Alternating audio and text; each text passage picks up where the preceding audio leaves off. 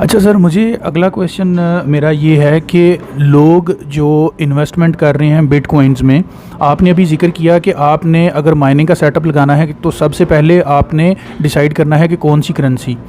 तो जो कस्टमर्स हैं, जो पब्लिक इन्वेस्ट कर रही है क्रिप्टो करेंसीज़ में, वो किसी भी क्रिप्टो करेंसी में करेंगे तो आपको एज ए माइनर उसका बेनिफिट होगा?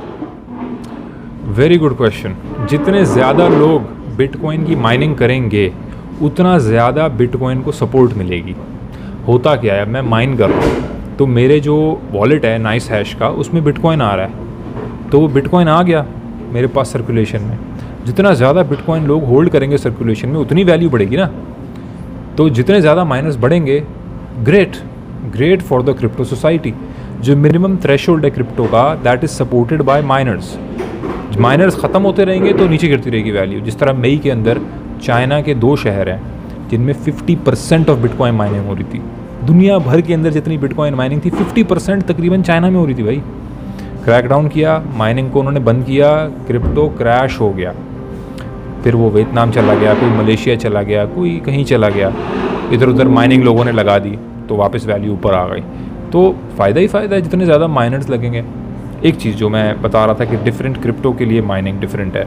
फॉर एग्जांपल आप इथीरियम की माइनिंग कर रहे हैं। इथीरियम के अंदर आपको ग्राफिक कार्ड की, मैं छोटी सी इंसाइट दे रहा हूँ, ग्राफिक कार्ड की कोर क्लॉक नहीं चाहिए। तो you finish it, you put it to zero. जो ग्राफिक कार्ड्स को जानते हो मेरी बात समझेंगे।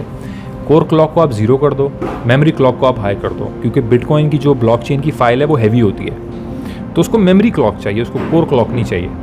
तो आपका जीपीयू का टेम्परेचर भी कम रहेगा और पावर कंजम्पशन भी कम रहेगी। तो आपकी इलेक्ट्रिसिटी की कॉस्ट आधी हो जाएगी। ये जो मैं आपको टिप या ट्रिक बता रहा हूँ, you can do your research on that also. मैं इसी ट्रिक पे इथीरियम को माइन कर रहा हूँ 2060 पे, 2060 कार्ड पे। सेकंड कि आप रेव कॉइन भी माइन कर सकते हो, रेवन कॉइन के लिए आपको कम मेमोरी का भी जीपीयू चल जाएगा। 6 GB का आपको नहीं चाहिए, छोटा जीपीयू आपके पास 1060 छोटा जीपीयू। रेवन कॉइन माइन करो, बड़ा जीपीयू है, इथीरियम माइन करो, बीटीसी माइन करो। सो इट डिपेंड्स कि आप कौन सा कॉइन माइन करना चाह रहे हो, उसके हिसाब से आप जीपीयू कैपेसिटी लगाते हो, उसके हिसाब से हैश रेट लगाते हो आप, ठीक है। इसके अलावा आईसिक माइनर एक चीज़ होती है। आईसिक माइनर वो टेरा हैश रेट देता है आपको। ये 180 मेगा हैश है पर सेकंड, वो टेरा हैश पर सेकंड देता है आपको। 96 टेरा हैश पर सेकंड, जो बहुत ज़्यादा है मेगा हैश में, ठीक है। That is the best thing to mine one crypto. लेकिन आईसिक माइनर का नेगेटिव ये है कि आप एक क्रिप्टो से दूसरे क्रिप्टो पे नहीं जा सकते। अगर आपने एक इथीरियम का आईसिक माइनर ख़रीदा है जो $10,000 का है, तो अब आप इथीरियम ही माइन करोगे। जिस दिन इथीरियम ने फैसला किया कि हमने नहीं माइनिंग करनी, जो इथीरियम करने लगा है, आपका आईसिक माइनर कचरे के डब्बे में जाएगा। तो लोग ये भी रिस्क लेते हैं, आईसिक माइनर मंगवाते हैं, उससे आप बहुत माइन कर सकते हो, लेकिन रिस्क है, आप उसको चेंज नहीं कर सकते। मैं आज अपने जीपीयू चाहूँ इथीरियम से उठा के रेवन पे डाल दूँ, बिटकॉइन पे डाल दूँ, एल्गो पे डाल दूँ, मेरी मर्ज़ी। डायरेक्ट इथीरियम के उस पर चलाऊँ, मैं कोड पे, एल्गोरिथम पे, नाइस हैश पे ना चलाऊँ, मेरी मर्ज़ी। फ्लेक्सिबिलिटी होनी चाहिए। तो पर्सनल मेरी चॉइस इसलिए आईसिक माइनर की नहीं है, लेकिन लोग लगाते हैं आईसिक माइनर भी, कोई बात नहीं। तो इट्स जस्ट अबाउट आपकी स्ट्रैटेजी क्या है। लेकिन आपने पहले ये फैसला करना है कौन सा कॉइन, उसके हिसाब से आपकी माइनिंग का सेटअप बनेगा। और पेशेंस बहुत ज़रूरी है भाई, बहुत इंपॉर्टेंट। लोगों को लगता है कि क्रिप्टो के अंदर रातों रात हम अमीर हो जाएंगे। बेशक हो सकते हो, किसी भी काम में हो सकते हो जिसमें आप मेहनत करो, लेकिन इसके अंदर पेशेंस चाहिए, होल्ड करने का चाहिए। अब देखो, जिन्होंने 38 पे ख़रीदा था बीटीसी, लोगों ने शायद उनको गालियाँ दी हों, कितने बेवकूफ़ 38 पे ले रहे हो, ख़त्म हो गया बिटकॉइन, कुछ भी नहीं है, चाइना ने क्रैकडाउन कर दिया है, क्रिप्टो का फ्यूचर नहीं है, ठीक है।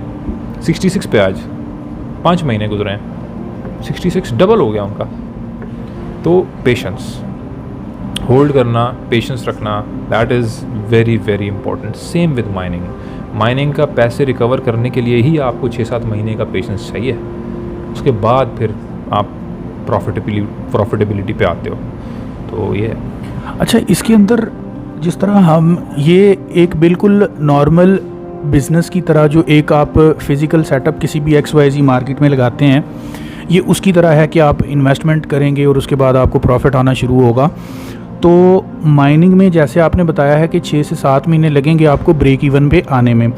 तो अब आप अपने वो ओके, अब आप अपने एक्सपीरियंस की बेस पे ये बताइए कि इसमें प्रॉफिट एंड लॉस के कितने चांसेस हैं माइनिंग में। मतलब जितनी भी क्रिप्टोज़ हैं उनकी प्राइसेस तो अप एंड डाउन होती रहेंगी, तो ज़ाहिर सी बात है उसके हिसाब से जो जिसका माइनिंग का सेटअप लगा हुआ है वो भी इफ़ेक्ट होगा। तो इसमें कितने % चांसेस हैं और कौन से पैरामीटर्स हैं जिनको आप मद्देनज़र रखते हुए इन्वेस्टमेंट कर सकते हैं माइनिंग की?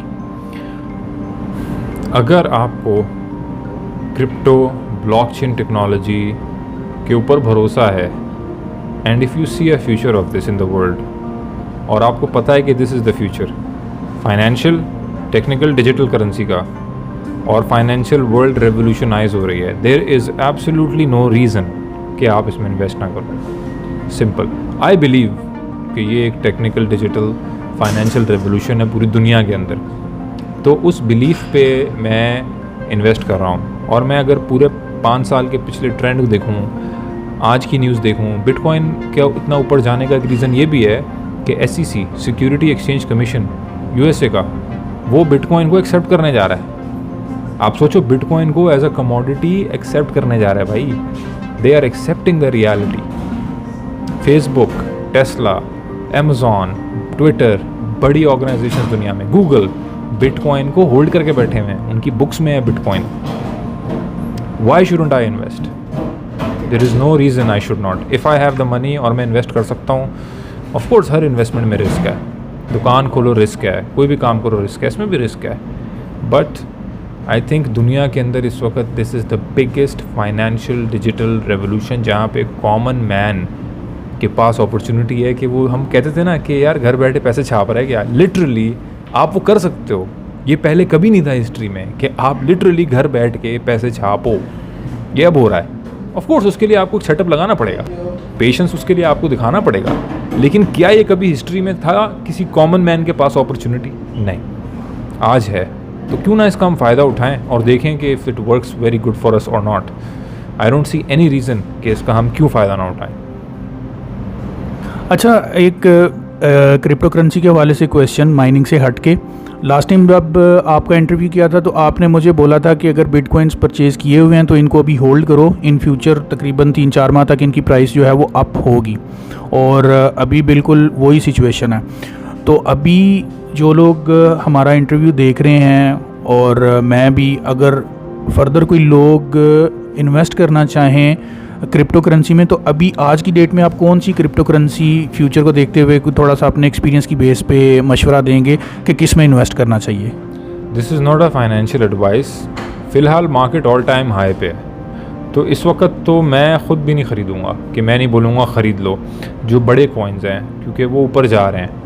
इथीरियम 4000 क्रॉस करके बैठा है, BTC ऊपर बैठा है, तो नीचे आएंगे शायद ये अभी, बट आई कैन नॉट से, क्योंकि इतना ऊपर कभी भी नहीं था BTC, तो वी डोंट नो कि अभी इसने आगे और कितना जाना है। लगता है जाएगा, लॉजिकली भी जाना चाहिए, माइन हो रहा है बहुत सही है, लेकिन कुछ कॉइन्स हैं जिनको आपको होल्ड करना है। फॉर एग्जाम्पल, आप नाम बताना चाहेंगे प्लीज़? जैसे फॉर एग्जाम्पल, ये ओपिनियन है मेरा, इथीरियम है, क्योंकि इथीरियम स्टेकिंग पे जा रहा है, सही है, अगले साल, तो उसमें इथीरियम बहुत लोग होल्ड करेंगे, 32 इथीरियम होल्ड करेंगे, बाय करेंगे, ताकि वो स्टेकिंग के लिए एलिजिबल हो सकें। तो बहुत सारे इथीरियम बाय होगा, तो उस वक्त इथीरियम की वैल्यू बढ़ने के चांसेस हैं। इसके अलावा दिसंबर के अंदर कुछ कॉइन्स हाविंग पे जा रहे हैं, जनवरी के अंदर रेवन कॉइन हाफिंग पे जा रहा है। हाफिंग का मतलब है कि जो उसकी माइनिंग का रिवॉर्ड है वो हाफ हो रहा है। आज की तारीख में जो रेवन कॉइन की माइनिंग करता है, जब वो एक ब्लॉकचेन रेवन कॉइन का सॉल्व करता है, तो उसको 5000 रेवन कॉइन मिलते हैं। जनवरी में वो 2500 हो जाएंगे। मैंने आज ये सेम ख़रीदे हैं, सेम ही बिटकॉइन पर सेल किया है और वो पैसे इसमें डाले हैं। गुड, इंशाल्लाह होपफुली होल्ड करो पेशेंस से, और अगर जनवरी फरवरी में ना ऊपर जाए तो वेट करो। लॉस क्रिप्टो में सिर्फ तब है जब आप बेचोगे। अगर आप बेचो नहीं तो आपको लॉस तो नहीं हुआ ना, आपकी वही वैल्यू के कॉइन पड़ा हुआ है। आप इसको डॉलर के अगेंस्ट मत सोचो कि यार मैंने तो यार इतने डॉलर का लिया था USDT का या BUSD का, तो यार अब इतने का हो गया। नहीं, आप कॉइन्स में सोचो। आप एक कॉइन से दूसरा कॉइन लो, तो इंशाल्लाह आप पेशेंस से रखोगे, आपको लॉस नहीं होगा। और हाँ, कभी लेवरेज पे मत खेलो, फ्यूचर में मत खेलो। मेरा ओपिनियन है, फ्यूचर लेवरेज लोन है और उसमें ये होता है कि आप $100 से $1000 की वर्थ के कॉइन खरीद रहे हो, लेकिन थोड़ा सा नीचे गिरता है तो आपके सारे पैसे साफ़ हो जाते हैं। इसमें मैंने ज़्यादा लोगों को नुकसान उठाते हुए मैंने इस चीज़ में देखा है। तो फ्यूचर लेवरेजेस को अवॉइड करो, हाविंग कॉइन्स को सर्च करो, कौन से कॉइन दिसंबर में, जैन में, नेक्स्ट ईयर आधे हो रहे हैं माइनिंग ब्लॉकचेन पे, उनको उठाओ। क्यों? क्योंकि दो चीज़ों को कनेक्ट करो, हाविंग भी हो रही है और इथेरियम स्टेकिंग पे भी जा रहा है। तो 2500 आज जो लोड 5000 रेवन पे है, फॉर एग्जांपल रेवन की बात हम कर रहे हैं, कल वो लोड 2500 पे जाएगा। फिर इथेरियम स्टेकिंग पे अगर जाता है अक्टूबर 2022 में, तो सारा वो लोड जो रेवन पे और आएगा वो 2.5 पे और लोड आएगा। तो रेवन की माइनिंग जितनी डिफ़िकल्ट होगी उतनी रेवन की वैल्यू बढ़ेगी, क्योंकि उतने ज़्यादा लोग रेवन के पीछे लग गए हैं अब। अगर आप आज होल्ड करके बैठे हो तो मोस्ट प्रॉब्ली आपको वैल्यू अच्छी मिल सकती है उसमें। ये एक एनालिसिस है, एक ओपिनियन है, एक फाइनेंशियल एडवाइस नहीं है। कोई रेवन ख़रीद ले और बोले उनका आपने, ऐसा नहीं है, इट्स अ पर्सनल चॉइस, लेकिन मेरा ओपिनियन है।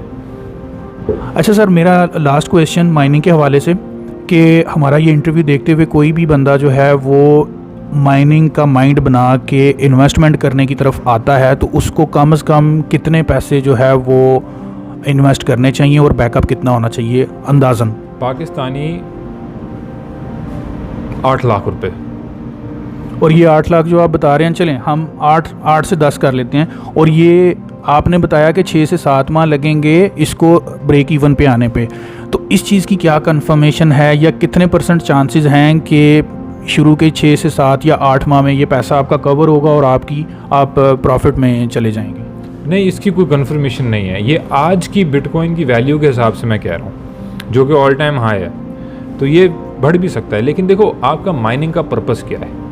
क्या आपका माइनिंग का पर्पज़ ये है कि आपकी महीने के पैसे निकलें, या आपका माइनिंग का पर्पज़ ये है कि आप कॉइन को माइन करके रखते रहो और उस दिन का इंतज़ार करो जिस दिन दोबारा ये 66,500 को भी तोड़ के ऊपर चला जाए, फिर मैं बेच दूँ? तो मैंने पिछले सारे महीनों का जो इंतज़ार था मेरा, मैंने एक ही दफ़ा में निकाल लिया। ये पर्पज़ होना चाहिए। ये अगर पर्पज़ है, इस पर्पज़ को परस्यू करने का पेशेंस है, फिर इसमें आप 8-10 लाख रुपए डालो, वरना नहीं। और अगर कोई बंदा इसको नॉर्मल रूटीन बिजनेस समझ के करना चाहिए, तो उसको इतनी पैसों की इन्वेस्टमेंट करने के बाद मंथली बेसिस पे ऑन एन एवरेज कितनी अर्निंग हो सकती है, ये भी ऑडियंस को बता दें। 40,000 रुपये, 50,000 रुपये, सारे खर्चे निकाल के, इलेक्ट्रिसिटी निकाल के। और इसके अलावा कोई मेजर एक्सपेंस तो नहीं है इसका? नहीं, अगर आपने टेम्परेचर सही मेंटेन नहीं रखा, ग्राफिक कार्ड उड़ सकता है, लेकिन और कोई मेजर एक्सपेंस नहीं है। कितनी जगह लेता है ये? इतनी ये टेबल हम देख रहे हैं ना, ये टेबल अगर नज़र आ रहा है उसमें, ये टेबल बहुत है एक रिग के लिए, बहुत है। तो इतनी जगह एक रिग लेती है। अगर आपके पास छोटी सी भी जगह है, आप उसमें 6 रिग लगा सकते हो, एक कमरे में 6 रिग लगा सकते हो। आप एक स्प्लिट एसी लगा दिया आपने, टेम्परेचर 21 पे मेंटेन कर रहे हो, आराम से आप रिग चला सकते हो। अच्छा सर, ये लास्ट में थोड़ा सा इंट्रोडक्शन दे दें NFTs के बारे में, कि वो क्या है, किस तरीके से काम करता है और इसका क्रिप्टो के साथ क्या रिलेशन है? NFTs पे हमें एक डिटेल्ड वीडियो बनानी चाहिए अलग से। नॉन फंजिबल टोकन कहते हैं इसको। ये एक यूनिक किस्म का आर्ट या यूनिक किस्म का आइटम होता है जो कि इथीरियम में सबसे ज़्यादा सेल होता है और इथीरियम में डील होता है। This is another reason to hold Ethereum, कि NFT सबसे ज़्यादा इथीरियम में ट्रेड हो रही हैं दुनिया के अंदर। वेबसाइट्स हैं डिफरेंट, उसमें आप कोई भी चीज़, अपनी कोई पिक्चर, अपनी कोई आर्ट्स डाल दो, डालने के भी पैसे होते हैं। अप टू $100 आपको देने पड़ते हैं NFT अपलोड करने के लिए। किसी ने ख़रीदना चाहिए तो लोग एक हाथ से किए हुए स्केच के, गैरी वेनरचक ने एक हाथ से डूडल बनाया, अभी पिछले हफ्ते पता नहीं 1 मिलियन का बिका है, कितने का बिका है डॉलर, 1 मिलियन, तो या उससे भी ज़्यादा का। तो ये NFTs है। NFT is a completely new market. आज दुनिया का एक जूतों का बहुत मशहूर ब्रांड है जिमी चू, उन्होंने आज बाइनेंस के ऊपर NFT कोई डाली है। So this is the future. इसके ऊपर हम एक अलग से डिटेल वीडियो बनाएंगे। Sir thank you so much आपके टाइम का। फ्रेंड्स, आपने ये इंटरव्यू देखना है और NFTs के बारे में, उसकी इन्फॉर्मेशन के बारे में अगर आप लोग इंटरेस्टेड हैं तो कमेंट्स में ज़रूर बताइएगा। और चैनल को अभी तक अगर आपने सब्सक्राइब नहीं किया तो इसको सब्सक्राइब कीजिए, ताकि आपको मज़ीद इस तरह की इन्फॉर्मेटिव वीडियोज़ जो हैं वो पहुँचती रहें। Thank you so much. Thank you.